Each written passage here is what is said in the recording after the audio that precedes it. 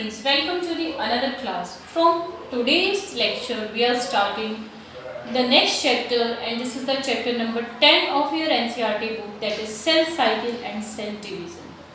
Basically इस chapter में हम देखेंगे कि सेल डिवाइड कैसे करती है, उसके जो मेजर प्रोसेस हैं माइटोसिस मियोसिस, उनको डिटेल में डिस्कस करेंगे.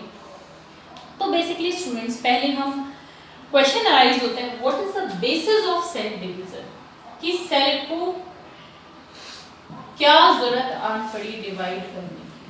What is the basis of cell division, cell क्यों डिवाइड कर रही है. देखिए, हर सेल में क्या होता है,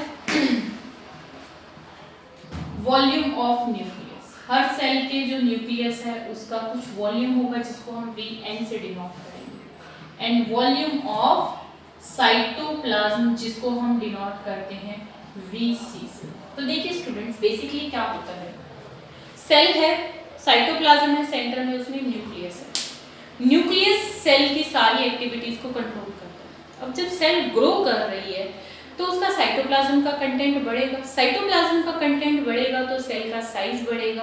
अब अगर सेल का साइज बहुत ज़्यादा लार्ज हो जाए तो उसके न्यूक्लियस का उसके साइटोप्लाज्म या सेल के ऊपर कंट्रोल नहीं रहता. तो क्या होता है, सेल को फिर फाइनली डिवाइड करना पड़ता है in order to maintain the ratio of volume of nucleus and volume of cytoplasm. और इन दोनों का जो रेशियो है, वॉल्यूम ऑफ न्यूक्लियस और वॉल्यूम ऑफ साइटोप्लाज्म, इन दोनों के रेशियो को हम बोलते हैं न्यूक्लियोसाइटोप्लाज्मिक रेशियो. क्या कहेंगे स्टूडेंट्स, न्यूक्लियोसाइटोप्लाज्मिक रेशियो. तो अगर सेल का साइज बहुत ज्यादा बड़ा हो जाए तो ये जो न्यूक्लियोसाइटोप्लाज्मिक रेशियो है इसके अंदर डिसबैलेंस क्रिएट हो जाता है. उसी डिसबैलेंस को मेंटेन करने के लिए या उसको अवॉइड करने के लिए सेल क्या करती है, डिवाइड करती है. देखो स्टूडेंट्स, सेल ग्रो कर रही है, साइटोप्लाज्म का वॉल्यूम बढ़ेगा, साइटोप्लाज्म का वॉल्यूम बढ़ेगा तो ये रेशियो इफेक्ट होगा और इसीलिए क्या करना पड़ता है, न्यूक्लियस को डिवाइड करना पड़ता है. तो ये तो हो गया बेसिस ऑफ सेल डिवीजन की सेल डिवाइड क्यों कर रहा है. अब हम देखते हैं टाइप ऑफ सेल डिवीजन, कि सेल डिवीजन कितने टाइप का होता है. Type of cell division, basically आपको बुक्स में दो ही टाइप का सेल डिवीजन मिलेगा, माइटोसिस मियोसिस. लेकिन कहीं कहीं पे एक और टर्म लिखी हुई मिलती है ए माइटोसिस, उसको भी हम इसमें डिस्कस करते हैं क्या होता है.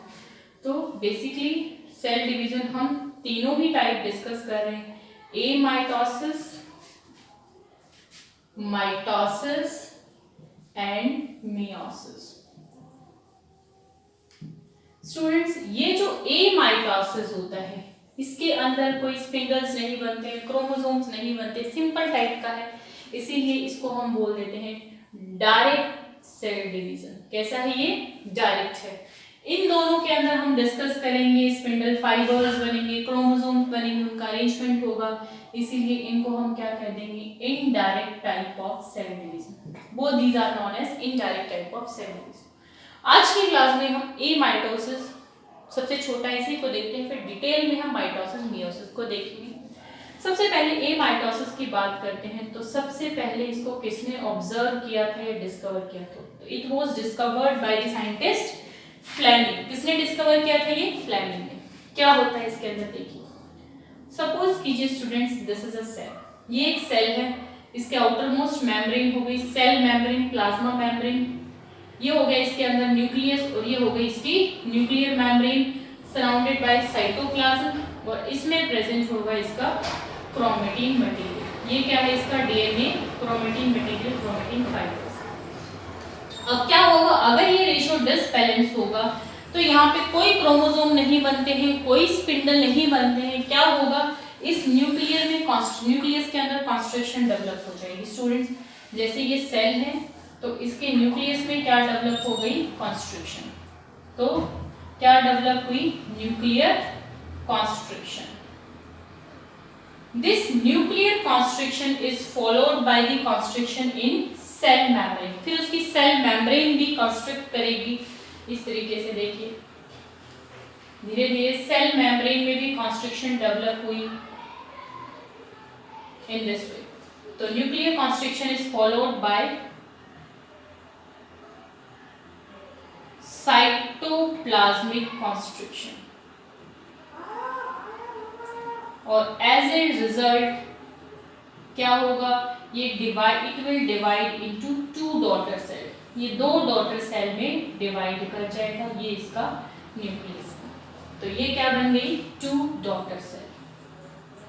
तो देखिए स्टूडेंट, सबसे सिंपलेस्ट टाइप ऑफ डिवीजन है, कोई न्यूक्लियर मेम्ब्रेन डिसअपियर नहीं हो रही है, कोई क्रोमोसोम्स नहीं बन रहे, कोई स्पिंडल्स नहीं बन रहे। तो ए माइटोसिस में क्या होता है स्टूडेंट्स, कोई न्यूक्लियर मेम्ब्रेन डिसअपियर नहीं होगी। आगे माइटोसिस मियोसिस हम देखेंगे, उसमें न्यूक्लियर मेम्ब्रेन डिसअपियर होती है।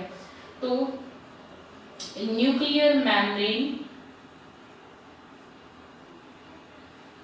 डज नॉट डिसअपियर नहीं होगी, कोई क्रोमोसोम्स नहीं बनेंगे, नो क्रोमोसोम फॉर्मेशन, कोई स्पिंडल्स भी नहीं बनते हैं, नो स्पिंडल फॉर्मेशन। जबकि हम देखेंगे कि जो माइटोसिस मियोसिस है उसमें क्रोमोसोम भी बनेंगे और स्पिंडल्स भी बनेंगे। चलिए स्टूडेंट्स, इसके ड्रॉबैक्स को डिस्कस करते हैं कि ए माइटोसिस के क्या ड्रॉबैक्स हैं, क्या कमियां हैं।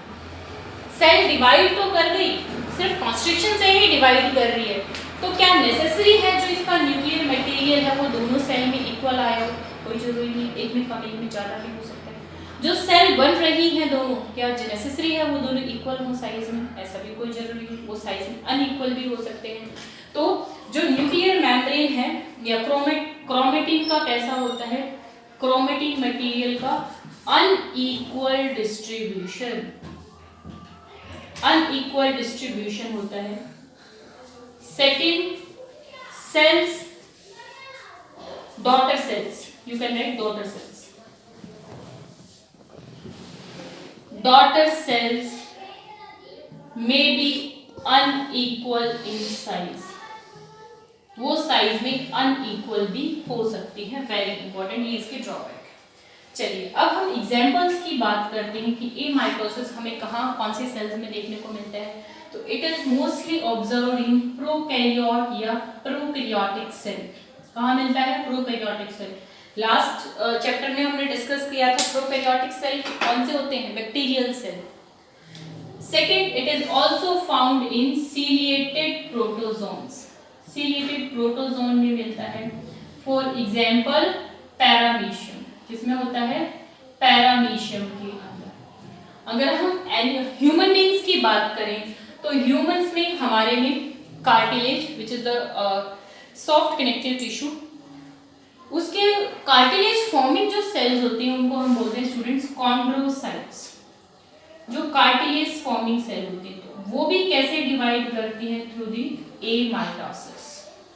और ह्यूमंस में ही जो एम्ब्रियो होता है उसकी आउटर जो मेम्ब्रेन होती है, आप प्लस 2 में डिस्कस लर्न अच्छे से इसको स्टडी करेंगे डिटेल में।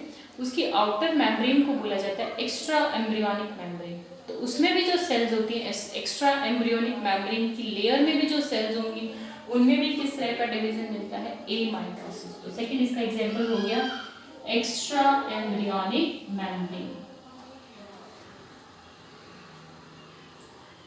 तो दोनों ही एग्जाम्पल जो ह्यूमंस वाले हैं they are very very important. कहाँ मिलते हैं? Chondrocytes and extra embryonic membrane. तो स्टूडेंट्स आज के क्लास में बेसिकली जो डायरेक्ट सबसे simplest type of cell division है ए माइटोसिस, उसको हमने डिस्कस किया है। In the next coming videos we will discuss about the rest type of cell division that is mitosis meiosis. इनको डिटेल में डिस्कस करेंगे। टिल देन आप इसको अच्छे से लर्न कीजिए।